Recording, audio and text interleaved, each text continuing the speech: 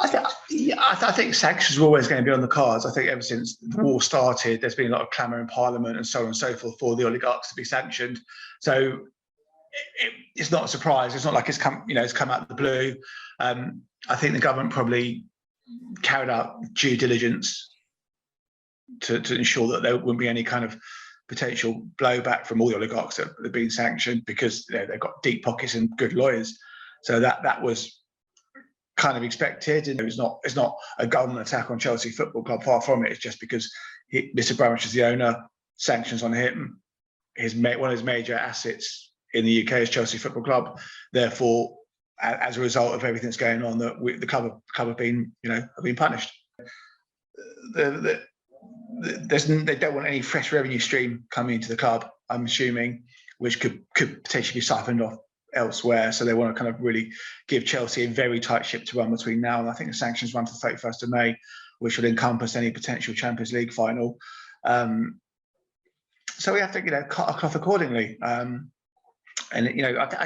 It's difficult, because I think if you kind of look at what's going on, the bigger picture of Ukraine, if you lost 3 players, Aspi, Christensen and Rudiger free transfers because we couldn't offer them new contracts because of what's going on in Ukraine. Well, quite frankly, what's going on in Ukraine is on a different level. It's churlish to kind of even compare the two. So I think we've got to deal with it. We've got to see what happens. And again, these sanctions aren't permanent. They're very much, for the now. And if they could, in the last 10 days since Mr. Abramovich said he wanted to sell, and I'm sure before he publicly announced it, things were being touted. There could be buyers on board.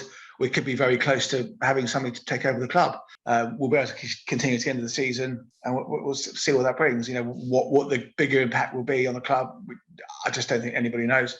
The trust just really hurts. Chelsea supporters trust really hope that the government will kind of find a solution to this very quickly, because it's not just the players and the supporters. There's people who, the match day staff who maybe only work 1 day a week, who rely on the extra money to come into, to help themselves live.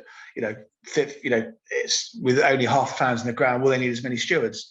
And like in the pandemic, when Chelsea are still paying wages, they would have the ability to do so. But now the government have tightened the belts. They probably can't even offer to continue to pay all the staff wages, because they're simply just not allowed to.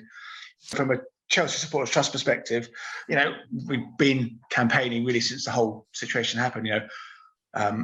Trust in our future. There's a few points that we want to really kind of hammer home to new owners. The key things from the Tracy Couch report is the golden share issue, which basically safeguards everything, the key issues of Chelsea. So if a new owner came in and wanted to move us, like MK Dons, move us 100 miles up the road, we would have a veto of that.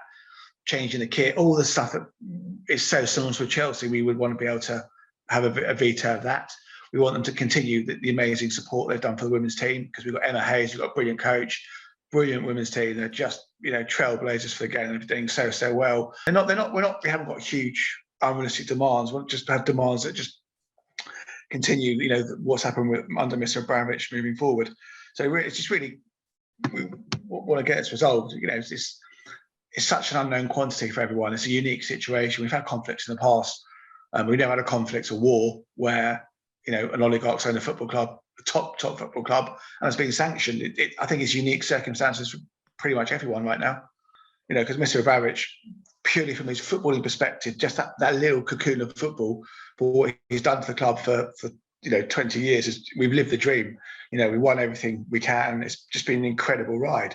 And for somebody to come in and to listen to us, take on board, we've got to say that will stand in really, really good stead. I think, with the bigger clubs, the London rivals, that always enhances the atmosphere.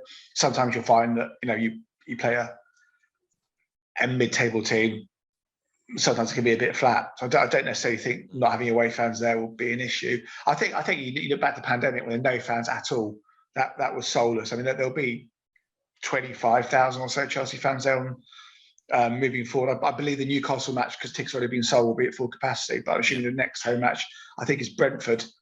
That might be 25,000 people. But having said that, it's such a fast-moving situation. We may have a new owner by that point, in which case sanctions should be lifted and we can go back to